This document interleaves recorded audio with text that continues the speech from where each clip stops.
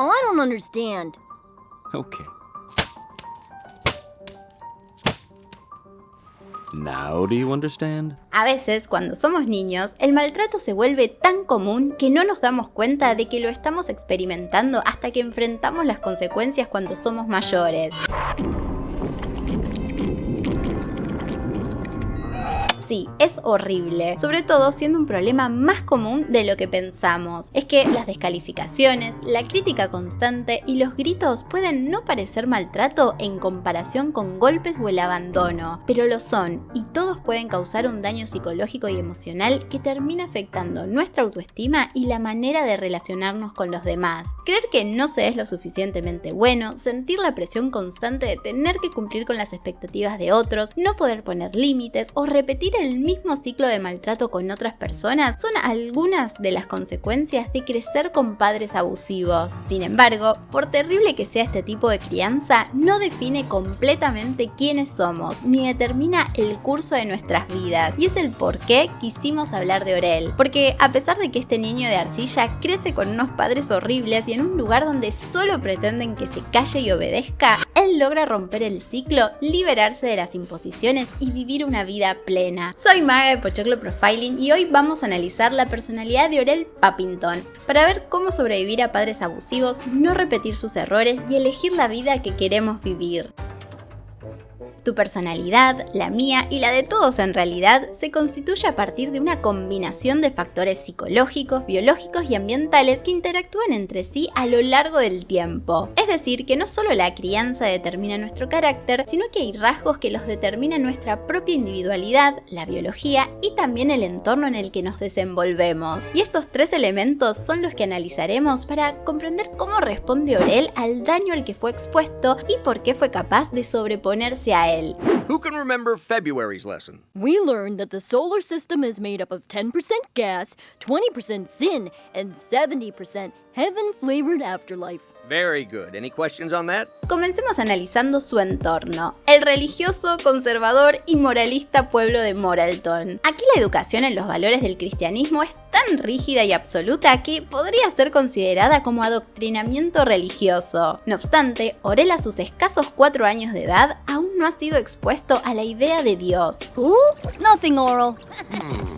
Oral Poppington doesn't know who God is. Básicamente porque nadie se la ha presentado. Su papá, a quien ya analizamos en el video que te dejo abajo en la descripción, nunca ha asumido su rol de padre y no quiere hacerse cargo de la crianza de su hijo, evadiéndolo e ignorándolo. Y su madre tampoco demuestra un gran interés en su bienestar, al punto que ni siquiera le importó que la viera desnuda junto al entrenador Stopframe siéndole infiel a su marido. Es tal el abandono emocional que Orel experimenta durante sus primeros años de vida que su papá decide dejarlo con su abuelo tras enterarse que Bloberta había quedado misteriosamente embarazada para no lidiar con la responsabilidad de explicarle la situación. Este será un evento bisagra en la vida de Orel, porque su abuelo se constituye como la primera gran influencia externa en su formación. Oral, I'm 1,000 damn feet tall. Wow! Whoa. So, you believe me just like that? Sure, why wouldn't I? Orel es un niño muy inocente e ingenuo. Como es incapaz de actuar maliciosamente y de ver malicia en los demás, se le puede engañar y manipular muy fácilmente. Es cierto que esto es así con la gran mayoría de los niños de 4 años, pero Orel es un caso especial. Él confía tan ciegamente en los demás que cree cualquier cosa que le digan, incluso si va en contra de su propia experiencia. Su abuelo, al percatarse de esto y consciente del riesgo que implica, lo ayuda a desarrollar un pensamiento más analítico y reflexivo. Le enseña que todo fenómeno tiene una explicación y que puede preguntar para tratar de comprenderlos. Básicamente, le enseña los fundamentos del pensamiento crítico, algo muy útil y necesario, pero que en Moralton le generará problemas. Here it comes! Oh no, I bet it's got another mouth. Dad, who is that baby and what's he doing inside my mom? Cuando regresa al pueblo con su familia y presencia el parto de su hermanito, su curiosidad lo hace preguntar lo que su padre estuvo evitando todo este tiempo responder. ¿De dónde vienen los bebés? God! God is where babies come from. Everything comes from God.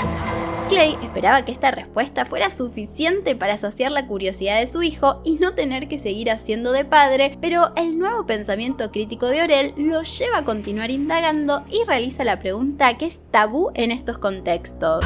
But if we can't see him, how can there be proof that he's there? Proof? Now where did you hear? Grandpa! Grandpa. Como no tiene explicación, Clay recurre a la coerción y presión social llamando a una misa de emergencia donde le enseñan que la existencia de Dios no se cuestiona. Posteriormente, la señorita Censordoll refuerza esta idea de tener que creer ciegamente utilizando la intimidación, diciéndole que se irá al infierno si continúa con sus cuestionamientos. Amenazar o intimidar es la base de la enseñanza coercitiva o autoritaria, que busca a través del miedo dirigir el comportamiento de los niños. Este método no solo es ineficaz porque genera sumisión en vez de aprendizaje, sino que además genera daño emocional e inhibe la curiosidad y el pensamiento crítico. Aunque la inocencia de Orell le impide percibir esto como una amenaza y su curiosidad se mantiene canalizándola a través de poner en práctica las enseñanzas religiosas que recibe. El problema es que lo hace interpretándolas de forma literal. De esta manera ofrece a su nuevo hermanito en sacrificio porque eso es lo que hizo Abraham con su hijo en el relato bíblico para probar su fe en Dios. Paradójicamente, es su abuelo quien impide este sacrificio, pero Orell lo interpreta como una intervención divina que termina por reafirmar su fe en Dios. Esta será la primera de muchas malinterpretaciones de lo que Orell aprende en la iglesia, y como son tantas, elegí las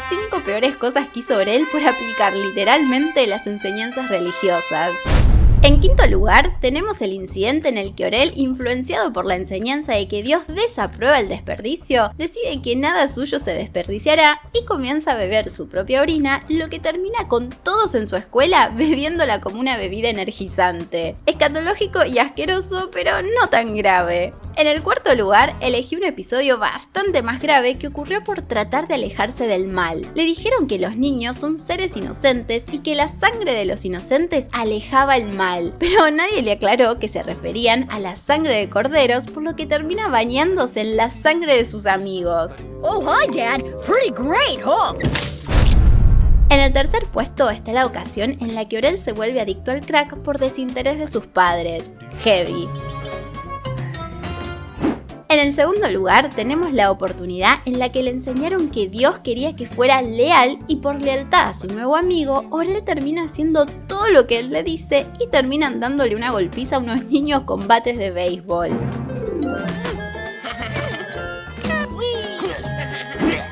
Pero nada de esto se compara con lo más perturbador que Orell hizo cuando le prohibieron masturbarse, diciéndole que es pecado porque desperdiciaba su semilla, que era un potencial bebé. Orell le pregunta nuevamente a su papá cómo se hacían los bebés y le responde que el chef de Dios ponía una semilla dentro de las mujeres. Entonces, para evitar pecar, Orell decide convertirse en el chef de Dios, embarazando a la mitad de las mujeres del pueblo con una manga pastelera. No voy a profundizar en todo lo que está mal con esto en términos morales, legales e incluso espirituales, así que decime en comentarios lo que para vos es lo peor que hizo Orell. Y ya que estás acá, suscríbete al canal y activa la campanita.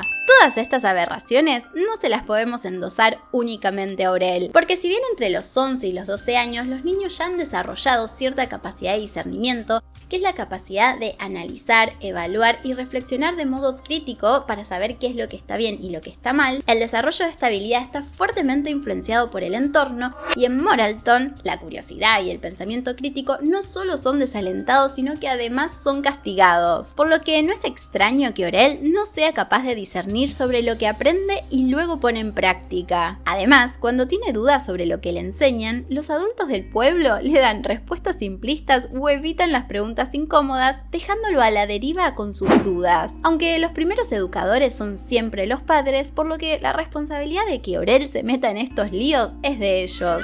Wait a minute, you're asking me to take responsibility for what Orell does? I know it's a tall order. 90% of the time, I'm not even responsible for my own actions. Lo que nos lleva al segundo factor que influye en la personalidad de Orel, su crianza. En su casa es donde más difícil la tiene por los padres que le tocó tener. A Floberta y a Clay les importa más lo material que el bienestar de su hijo, pero al menos cumplen con lo mínimo de mantenerlo vestido y alimentado. No obstante, los niños necesitan mucho más que la satisfacción de sus necesidades físicas básicas para un desarrollo saludable. Requieren amor, atención, apoyo emocional y un ambiente seguro y estimulante para crecer emocional y cognitivamente. Pero ninguno de ellos se da el tiempo para vincularse con Orel, por lo que llena este vacío con Dios. Cree en esta figura paternal y omnipresente que siempre está pendiente de él, cuidándolo, porque nadie más lo hace. Su madre vive en un perpetuo estado de insatisfacción por la vida que lleva y el nulo reconocimiento que recibe por parte de su marido por todo el trabajo que hace en casa. Así vemos que desarrolla una neurosis obsesivo-compulsiva por la limpieza que limita aún más su capacidad de conectarse emocionalmente con Orel. A este fenómeno se le conoce como síndrome de la ama de casa, pero no lo busquen en los libros de psicología o psiquiatría porque no es un trastorno descrito formalmente. El trastorno que sí existe y está recontraestudiado es el trastorno que sufre su papá, el trastorno narcisista de la personalidad. Este tipo de padres son los que suelen afectar la autoestima de sus hijos por las críticas constantes, por las expectativas irreales y por la transmisión de una sensación de que nunca son lo suficientemente buenos. También suelen descuidar las necesidades emocionales de sus hijos, ya que están centrados principalmente en sus propias emociones y deseos. Y Orel experimenta esta ausencia paterna porque, aunque su padre está físicamente presente, el vínculo es distante y emocionalmente frío. Hey Dad, you wanna play catch with me? Has gravity gone away, Oral? No, sir. Then don't ask me to take the place of something that the good Lord has already provided for you. Okay. Clay no juega con él, no le expresa cariño y solo se relaciona con Orel para castigarlo, lo que ocurre bastante seguido. Su padre repite el ciclo de violencia que él sufrió cuando era niño, aplicándole castigos físicos a Orel, golpeándolo con su cinturón. Sin embargo, Orel cree que su papá lo golpea porque esa es su manera de demostrarle su cariño y que le importa. Como todo niño, Orel cree y confía ciegamente en su padre, intentando sostenerlo y mantenerlo idealizado, lo que simbólicamente vemos cada vez que le levanta el pantalón. Además, como lo admira, trata de imitarlo, pero Clay es un terrible modelo de rol. Es así que cuando su hijo intenta actuar de forma más madura, termina convirtiéndose en un alcohólico amargado. Los niños observan y absorben los comportamientos de sus padres, reproduciéndolos, lo que se denomina aprendizaje observacional. El problema surge cuando el entorno familiar normaliza conductas nocivas, como la violencia, el abuso emocional, la negligencia o la adicción, porque es probable que los niños al crecer reproduzcan estos mismos patrones en sus relaciones y en la crianza de sus hijos. Sin embargo, Orel, a pesar de ser testigo de las constantes peleas entre sus padres, de ver cómo su padre se emborracha cada día y de ser víctima de maltrato físico y emocional, al crecer no reproduce ninguno de estos comportamientos con su familia. Contrariamente al odio que manifestaba su padre al matrimonio y la vida familiar, Orel se casa y tiene una familia funcional. Y acá es donde entra en juego el tercer y último factor que moldea el carácter de Orel, sus rasgos innatos de personalidad. Ever get lonely? Nope. Okay, well, this is pointless. There's just so many ways not to be lonely. There are friend, family, faith. Hey, those are all F words. I think that as long as you have at least one of those F words in your life, you can't be lonely. For you see, a lot of the problems start when people get too greedy and want all the F words and don't appreciate the ones that they have. Mencioné al comienzo que la personalidad se forma en una interacción entre factores psicológicos, biológicos y ambientales. Nacemos con ciertos rasgos de personalidad que algunos se codifican en nuestros genes. Estudios con gemelos idénticos y fraternos han demostrado que a mayor similitud genética, mayores son las similitudes de personalidad. Por lo tanto, rasgos como la inocencia, la curiosidad y el optimismo que caracterizan a Orel pueden estar presentes desde el nacimiento sin necesidad de ser enseñados. Además, hay aprendizajes que también impactan sobre nuestra personalidad y en el caso de Orel hay 3 que fueron muy significativos y el último le cambia la vida. El primero de ellos se da luego de que una lesión le impidiera seguir rezando. Sí, esas cosas pasan. Y su amiga Stephanie le recomienda empezar a meditar. Así Orel desarrolla a través de la meditación la capacidad de introspección y el diálogo interno que le permiten conectar con sus pensamientos pensamientos y emociones. Esto le ayudará a procesar con mayor claridad lo que vive a diario y a ser más consciente de lo que hace y no repetir los errores de sus padres. Este crecimiento personal se pone de manifiesto luego de que su papá le prohíbe seguir meditando, pero él demuestra autonomía y por primera vez prioriza su bienestar por sobre los mandatos arbitrarios de su entorno y decide continuar haciéndolo. So, what am I grounded from? Church. Dad! That's my name, don't wear it out. But you can't! I can and am. El segundo aprendizaje nace a partir de una crisis que casi le cuesta la vida. Su papá lo castiga severamente y le prohíbe ir a la iglesia, lo que le genera una profunda crisis a Aurel. Esto debido a que, como les conté antes, Aurel suple sus carencias afectivas con Dios y para él ir a la iglesia implica recibir el cariño que tanto necesita. Entonces, al ser privado de esta conexión emocional, se desestabiliza e intenta quitarse la vida en varias ocasiones para encontrarse con Dios. Esto es muy triste, pero al menos tiene un lado positivo, porque durante una de estas experiencias cercanas a la muerte tiene una introspección que le revela que no necesita ir a la iglesia para estar con Dios, ya que cada persona es su propio lugar de adoración. Este descubrimiento refuerza su autonomía que le permite ir independizándose de los mandatos de Moralton y empezar a valorarse más a sí mismo. De esta manera, Aurel va moldeando su personalidad y comienza a distanciarse de las enseñanzas de sus padres y del reverendo en la iglesia, con el fin de desarrollar su propia moralidad, espiritualidad y crecimiento personal. Así es que decide buscar a Christine, su vecina, a quien su padre le había prohibido ver debido a que su familia practicaba una vertiente ligeramente diferente del cristianismo que la suya. What's the matter? I hate myself. They're all worthless, kid. Every woman. Don't let them get you. You sit there for the rest of your life with nowhere to go and no one to be. El último aprendizaje que modela la personalidad de Aurel es el más doloroso al que se pueda enfrentar. Don't butt me!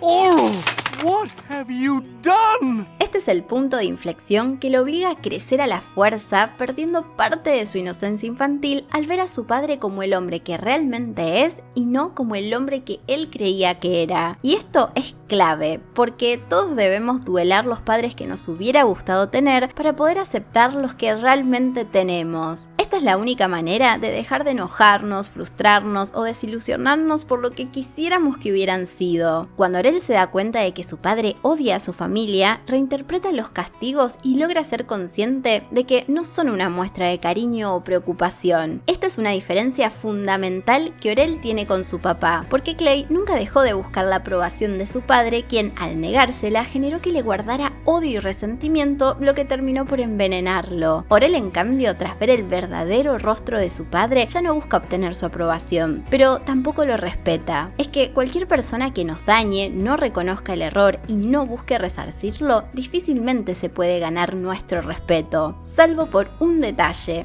Clay no es cualquier persona, es su papá, y tal como le dice Stop Frame, You can't show me what there is to honor my father about, because there's nothing honorable about him. Oral, somehow, in his own blundering way, your father made you. And that's honorable. Crecer con padres abusivos es difícil y muy injusto, porque son quienes deberían cuidarnos y protegernos durante la etapa de mayor vulnerabilidad de nuestras vidas y no lo hicieron. Pero guardarles rencor solo perpetúa el ciclo de dolor y sufrimiento. El perdón no es para absolverlos de su responsabilidad, sino para liberarnos del peso del resentimiento y evitar envenenarnos a nosotros mismos y a quienes nos rodean. Los padres de Aurel le causaron sufrimiento, pero también le dieron su existencia. Y a partir de ahí, Aurel puede elegir qué hacer con toda la mierda que recibió. Puede quedársela y ensuciarse con su odio y resentimiento, o puede procesarla y con trabajo y esfuerzo convertirla en abono fértil para plantar las semillas de un mejor futuro para él y para su familia. Gracias por llegar hasta acá. Si te gustó el video, no te olvides de dejarle like y suscribirte al canal. Y si te encanta todo lo que hacemos, puedes hacerte miembro del canal como estas personas que son mis personas favoritas. Nos vemos en el próximo.